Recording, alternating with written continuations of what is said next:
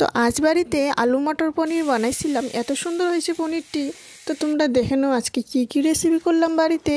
তো হরে কৃষ্ণ বন্ধুরা, তোমরা সবাই কেমন রয়েছো? আশা করি সবাই ভীষণ ভালো রয়েছো। তো বাজার থেকে আমি আলু নিয়ে এসেছিলাম, ছোটো ছোটো একটু বড় বড় নিয়ে এসেছিলাম। আমি ছোটো ছোটো আলুগুলো বেছে নিয়ে সুন্দর করে ধুয়ে আমি কুকারে 3-4 সিটি দিয়ে এই যে একটু লবণ দিয়ে সিদ্ধ করে নিব। তো বেগুন ভাজি করবো, এই যে সুন্দর করে গোল গোল করে কেটে নিয়েছি। তারপর হলুদ লবণ দিয়ে সুন্দর করে মাখামাখি করে তারপর এই যে কাঁচামরিচ 3-4টা দিয়ে তেলের মধ্যে দিয়ে দিব। তো সবগুলো বেগুনগুলো দিয়ে সুন্দর করে 2 মিনিট ঢাকনা দিয়ে সেদ্ধ করে নিব আমরা। তারপর এই যে যোনটা পনির নিয়ে এসেছিলাম, তো পনিরে একটু সবজি করবো ভাবছি। তো এখানে এই যে বেগুনের ভাজাটা হয়ে গেছে, এইখানেই আমরা এই যে একটু পনির রেখে দিয়েছিলাম। তো পনিরে একটু হলুদ লবণ মেখে তারপর দিয়ে দিই এই যে তেলে একটু লাল করে ভাজা করে নিয়ে নিব আমরা। তো বাঁধাকপির লগে মিক্স সবজি করবো ভাবছি। তো আজকে বাঁধাকপির লগে একটু বেগুন আরও গাজর আর একটু 2-3টা আলু দিছি। আলু দিয়ে সব মিলিয়ে মিক্স করে একটা সবজি করবো ভাবছি। তো তার আগে আমি এই যে পাঁচফোড়ন দিয়েছি একটু তেলের মধ্যে, পাঁচফোড়ন, তারপর আদা বাটা দিছি।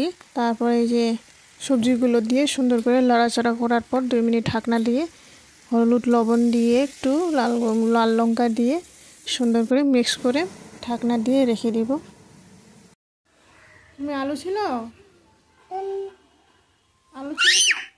আলু ছিলাতে পারো?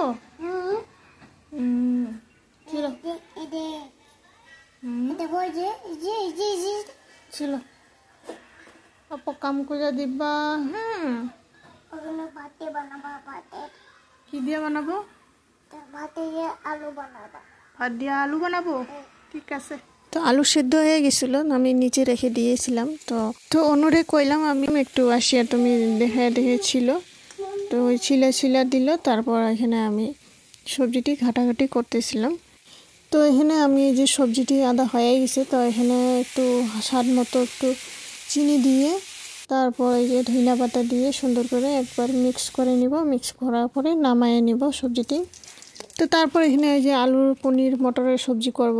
তো তার আগে আমি এই যে তেলে একটু পাঁচফোড়ন দিয়ে তারপর এই যে আলুগুলো সুন্দর করে ভেজে নিয়ে নেব একটু লাল লাল হওয়া পর্যন্ত। তারপর আমি এই যে মশলা পেস্ট করে রেখেছিলাম জিরা বাটা, তারপর জিরা বাটা দিয়ে সুন্দর করে মশলাগুলো একটু ভালোভাবে ভাজা করার পর তারপর মটরগুলো দিয়ে দিব। টমেটো ছিল আধা, টমেটো দিয়ে দিচ্ছি। তারপর এই যে হলুদ লবণ দিয়ে আর একবার ভালো করে লড়াচড়া করে নিব। তো 2-3 কাপ জল দেওয়ার পরে তারপর আমরা 2-3 মিনিট বয়েল করে নিব।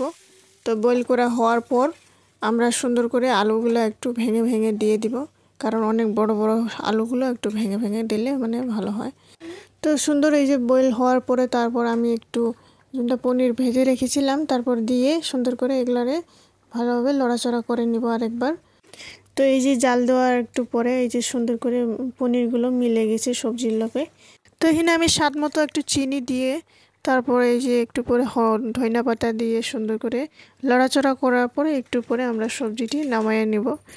তো বন্ধুরা, আজকে রেসিপি কেমন লেগেছে একবার লাইক কমেন্ট শেয়ার সাবস্ক্রাইব করে জানাবেন। আশা করি নেক্সট ভিডিওতে দেখাবো। আজকের জন্য টাটা, বাই বাই।